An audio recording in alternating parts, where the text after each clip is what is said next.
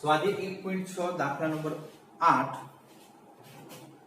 હજુ કે એક સમિતિમાં 50 વ્યક્તિઓ ફ્રેન્ચ બોલે છે, 20 સ્પેનિશ બોલે છે, 10 વ્યક્તિઓ સ્પેનિશ અને ફ્રેન્ચ બંને બોલે છે. તો કુલ વ્યક્તિઓ આ બે ભાષામાંથી ઓછામાં ઓછી એક ભાષા બોલી શકે છે. કુલ વ્યક્તિઓ છે એમાંથી આપણે જોઈએ કે કુલ વ્યક્તિઓ આ બે ભાષામાંથી ઓછામાં ઓછી એક ભાષા બોલી શકે છે. એટલે ઓછામાં ઓછી એટલે એક ખાસ સમજો છોકરા, ઓછામાં ઓછી એટલે એક અથવા એકથી વધુ, એક અથવા એકથી વધુ. એટલે અહીંયા તમારે ખાસ ધ્યાન રાખવાનું છે, ઓછામાં ઓછી એક શબ્દ દે એટલે તમારે સમજી જવાનું, તમારે આપણે જે યોગ શોધવાનો છે, છેદ નહીં, બરોબર? યોગ. મારો કહેવાનો મતલબ શું છે? જો એટલું બધું કઈ વિચારો નહીં તોય ડાયરેક્ટ આમાં પણ પતી જાય છે. જો વેન આકૃતિ ઉપરથી તમે પણ સમજી શકો, વેન આકૃતિ ઉપરથી પણ તમને સમજાઈ જશે. હવે અહીંયા આપણે એમ કહીએ કે આ ફ્રેન્ચ, આ ભાગ છે ફ્રેન્ચ, અને આ આપણે જે સ્પેનિશ. હવે જોઈએ કે 50 વ્યક્તિઓ ફ્રેન્ચ, 20 વ્યક્તિઓ સ્પેનિશ, 10 વ્યક્તિઓ સ્પેનિશ અને ફ્રેન્ચ બંને. 10 વ્યક્તિ છે બે ભાષા બોલી શકે. હવે 50 વ્યક્તિ ફ્રેન્ચ, ફ્રેન્ચમાં આપણે 40 મૂકી દઈએ એટલે 50 થઈ ગયા, બરોબર છે? પછી 20 સ્પેનિશ, તો આપણે એમ કહીએ જો સ્પેનિશમાં 10 તો છે, 10 મૂકી દો એટલે 20 સ્પેનિશ થઈ ગયા. જો અને ટોટલ 40, 50 અને 60. તો આપણે જો ટોટલ આપણે વ્યક્તિઓ કીધા નથી પણ આપણે શોધવાના છે કે આપણે જોઈએ કે કેટલા વ્યક્તિઓ આ બે ભાષાઓમાંથી ઓછામાં ઓછી એક ભાષા બોલી શકે. એક અથવા એકથી વધુ ભાષા, એક અથવા એકથી વધુ ભાષા એટલે આપણે જોઈએ કે આ બધા તમારે લેવા પડે. તો જોઈએ આપણે જોઈએ કે એક અથવા એકથી વધુ ભાષા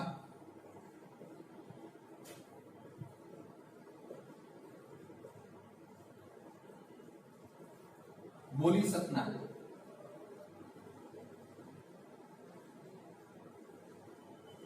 કુલ વ્યક્તિઓ બરાબર 40 પ્લસ 10 પ્લસ 10 એટલે ટોટલ આપણે જોઈએ કે 60 થશે. એક અથવા એકથી વધુ ભાષા લે આપણે જોઈએ કે એક અથવા એકથી વધુ એટલે આપણે એમ કહી શકીએ કે તમારે યોગ લેવાનો, યોગ એટલે બધાનો સરવાળો લેવાનો થાય, બરોબર છે?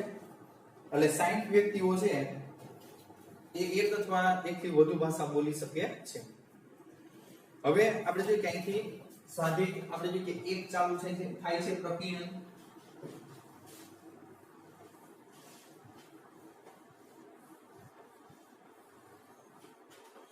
આમાં બાળકો જો આ દાખલો છે તો આમ પણ કરી શકો છો.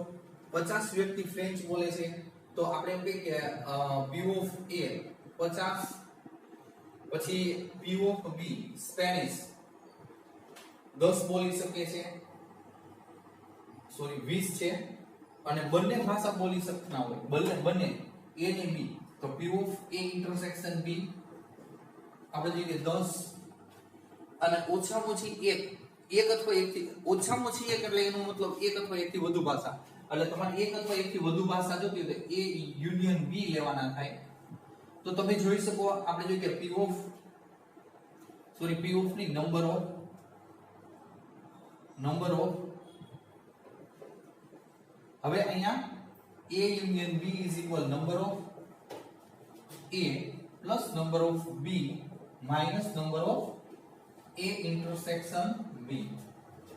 તો આપણે કહી શકીએ બાળકો આ A 50 20 minus 10 50 60 70 70 માંથી 10 60 એટલે ઓછામાં ઓછી એક ભાષા બોલી શકતા હોય એવા વ્યક્તિઓની સંખ્યા કેટલી? 60 થશે. હવે આપણે પ્રકીર્ણન ચેપ્ટર છે એક્સરસાઇઝ એ ચાલુ કરીએ. સ્વાધ્યાય 1 દાખલા નંબર 1.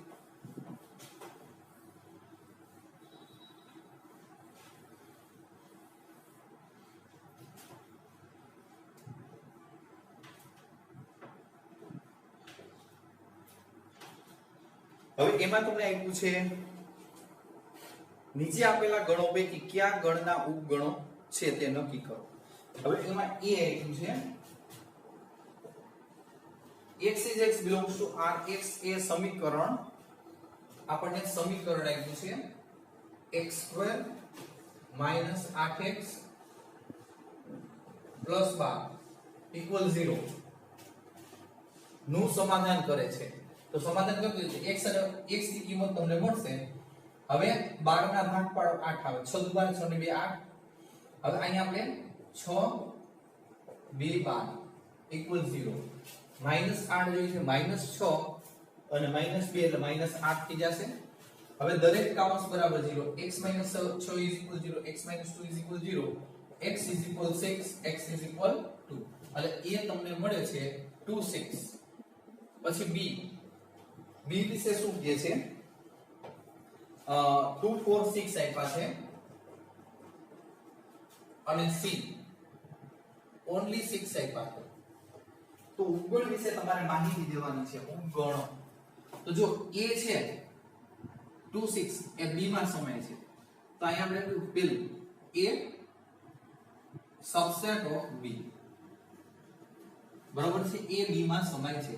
પછી a છે એ c માં નથી સમાતો. રેડી. પછી આપણે જોઈએ નંબર 2 અને આ b તો જો b માંથી કઈમાં નથી સમાતો કારણ કે b મોટો છે. તો આપણે એમ કહીએ કે અહીંયા c છે a માં સમાય જો 6 આવી ગઈ એટલે c સબસેટ ઓફ a. પછી c છે એ b માં પણ સમાય છે એટલે c સબસેટ ઓફ b પણ કહી શકો. આ તમને 3 શક્યતા મળે છે. બરોબર છે. આ 3 શક્યતા મળે છે ઉપગણ માટે.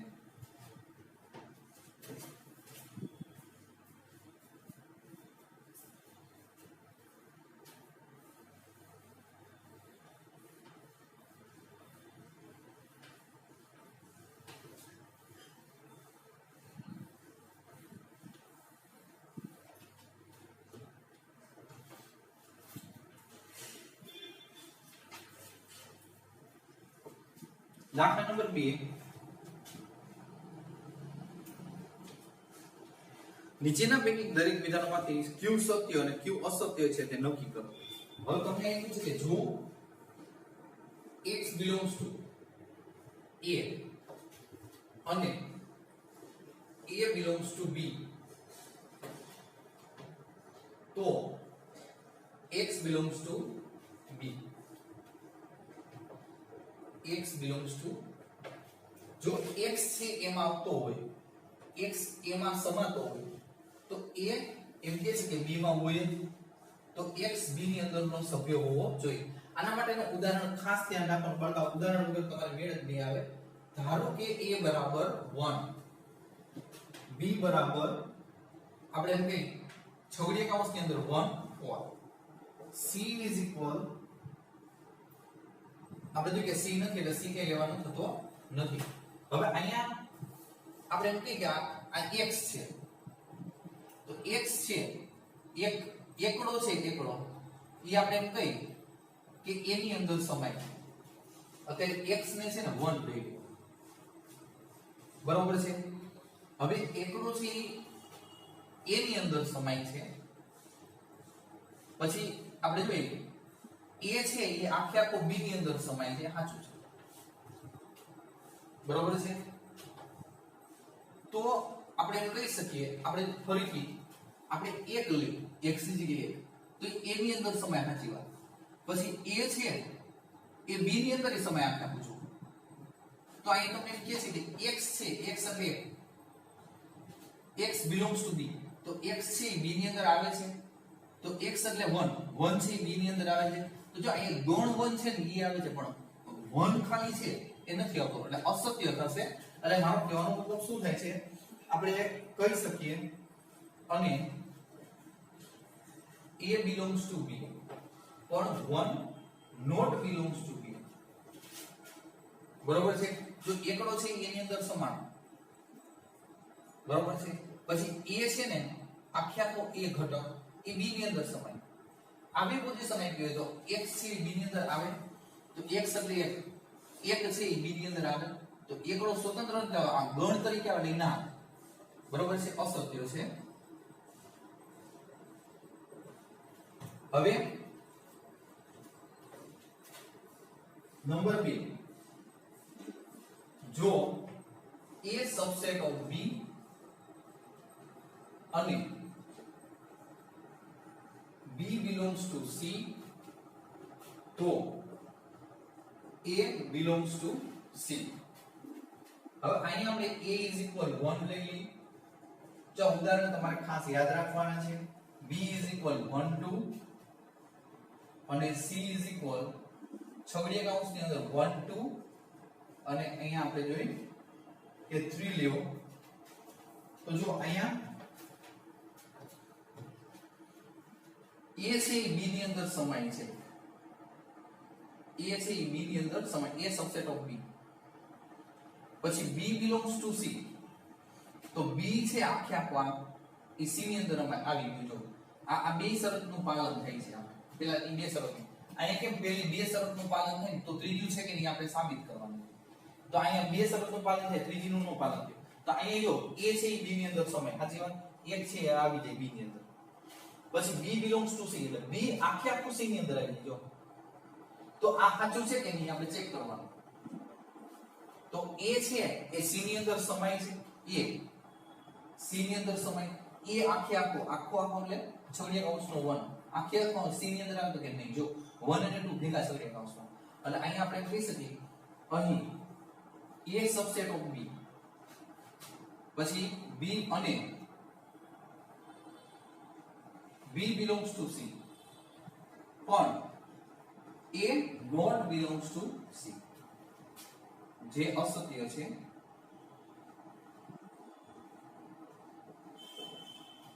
અસત્ય થાય છે. હવે નંબર 3,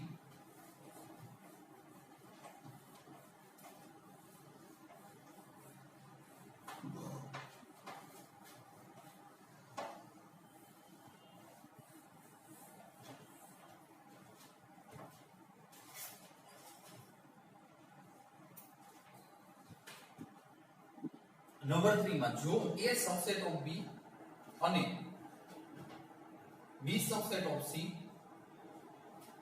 તો A સબસેટ ઓફ C.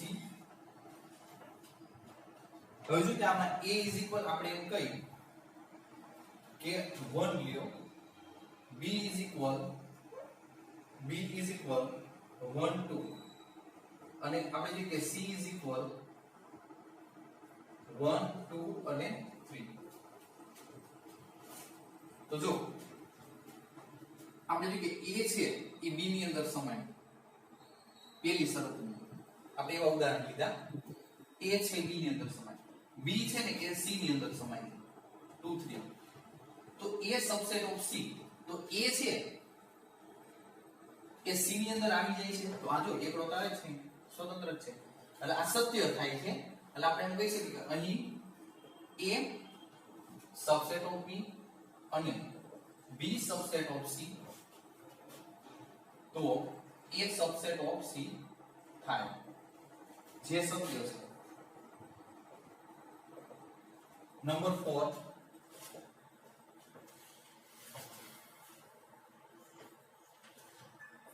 અને આ થિયરી અનુસાર જો આવી રીતે હોય A subset of B, B subset of C, તો A સબસેટ ઓફ C થાય છે. થિયરી છે, થિયરી અનુસાર આખું આ જે છે વિધાન છે સાચું જ બને. નંબર 4, જો A not subset of B અને B not subset of C, તો A not subset of C. તો અહીંયા પેલા પેલા જોઈ કે A B ની અંદર સમાતો નથી, એટલે આપણે 1 2 લ્યો, 2 3 લે, વધારે સરળ રહેશે.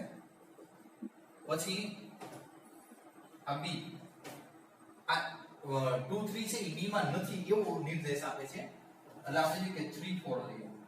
જો આ આપણે આને સત્ય કરવા માટે અહીંયા 2 3 લીધા, અહીંયા 3 4, એટલે A B ની અંદર સમાતો નથી. પછી આ C લેવાનો થાય, તો 3 4 છે એ C માં નથી સમાતા, તો આપણે જોઈએ કે 2 3 અને 5 લઈએ.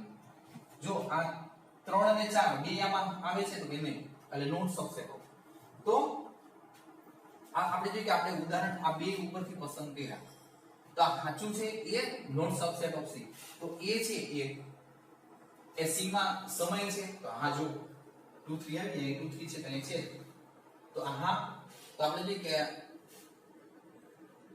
આપણે એમ કહી શકીએ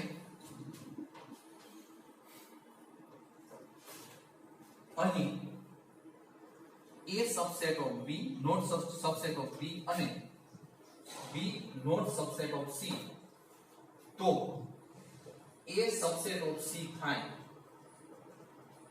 બરોબર છે. તેથી આપણે જોઈએ કે a not subset of b અને b not subset of c તો a not subset of c અસત્ય છે. અસત્ય છે.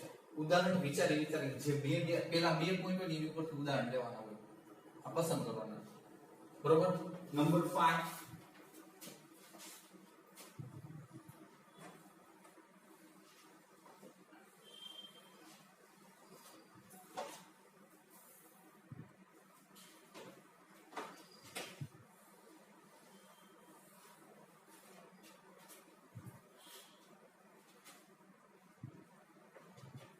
જો x belongs to a અને a subset of b તો x belongs to b. અહીંયા ઉદાહરણ ધારો કે a બરાબર 1/6 લ્યો પછી b બરાબર a બરાબર 1/6 b બરાબર 2 3 5 7 લીધું. હવે અહીંયા x આપણે 1 લઈ સત્ય કરવા માટે તમે 6 લઈ શકો પણ આપણે 1 લઈ 1 belongs to a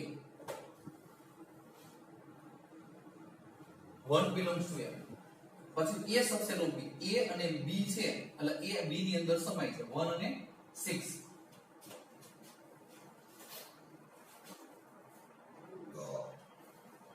અહીંયા નોટ સબસેટ આપ્યું છે રકમમાં a ને નોટ સબસેટ ઓફ b તો x belongs તો a b ની અંદર સમાતો નથી. સાચું છે. આપણે જે પસંદ કર્યું એ અનુસાર આપણે કહી શકીએ કે અને a not subset of b તો x છે x આપણે 1 પસંદ કર્યો છે x belongs to b આમાં આવે છે તો કે ના. તો આપણે કહી શકીએ કે 1 not belongs to a b. તેથી આપણે કહી શકીએ કે x belongs to a અને a subset not subset of b તો x belongs to not belongs to x belongs to b સત્ય નથી. સત્ય નથી કારણ કે અહીં જો not belongs to belongs to થાય છે. નંબર 6 જો a subset of b અને x not belongs to b તો x not belongs to a. હવે આપણે જોઈએ કે a છે એ b માં સમાતો હોય a છે એ b માં સમાતો હોય તો x છે એ not belongs to b x not belongs to a. હવે આપણે એમ કહીએ કે અહીંયા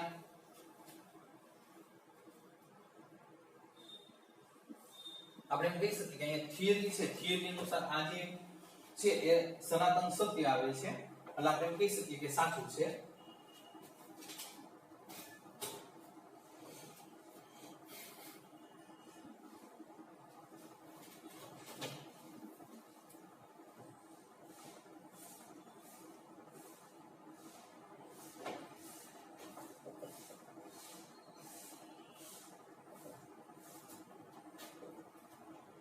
A subset of B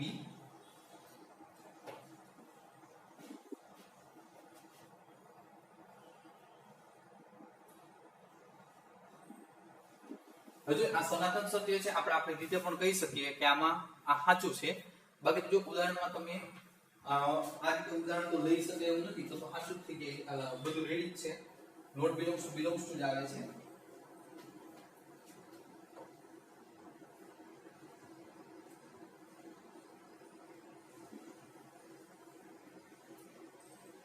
આપણે કે થિયરી અનુસાર છે સાચું છે, તમારે આની ઉદાહરણ દેવાની કે જરૂર રહેતી નથી.